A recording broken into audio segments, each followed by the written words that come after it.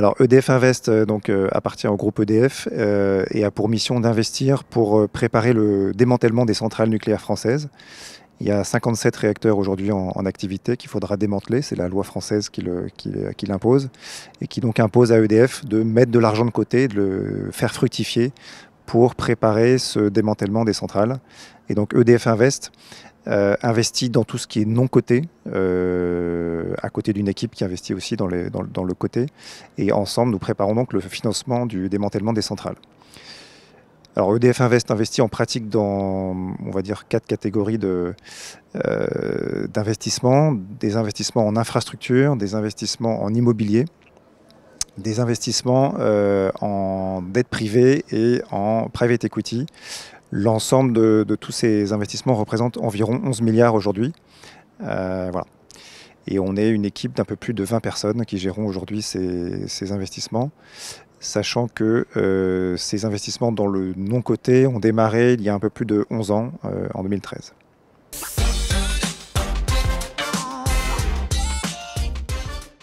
C'est effectivement un des paramètres qu'il va falloir de plus en plus regarder, analyser dans nos investissements.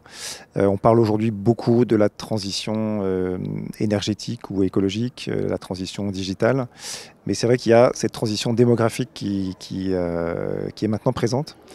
En Europe, on a une population qui vieillit, ça je pense que tout le monde est assez au fait.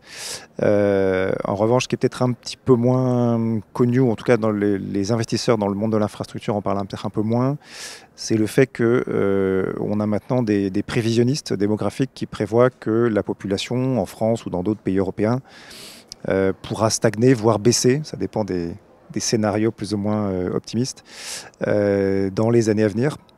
Alors, c'est pas pour tout de suite, hein. En France, selon les prévisionnistes, vous avez une population qui croîtrait jusqu'à 2050 et plus, et d'autres, dans certains scénarios, qui commenceraient à baisser à partir de 2035.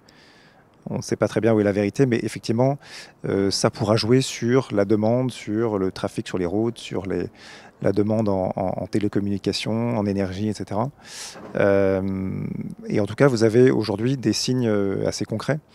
Le nombre d'enfants par femme ayant baissé depuis maintenant plus d'une dizaine d'années. Vous avez aujourd'hui dans les écoles primaires et maintenant un petit peu dans les collèges aussi une baisse du nombre d'élèves.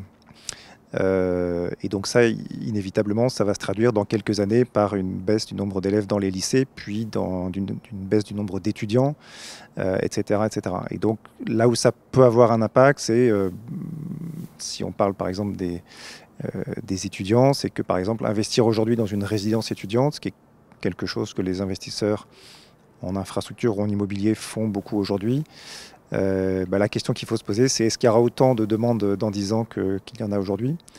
Donc la question est plus complexe que juste le nombre d'élèves parce que voilà, ils peuvent se loger dans des résidences ou dans le marché privé. Il y a pas mal de facteurs qui jouent, mais en tout cas, je pense que l'industrie des investisseurs ne l'a pas encore assez pris en compte et qu'on devrait y faire plus attention dans le futur.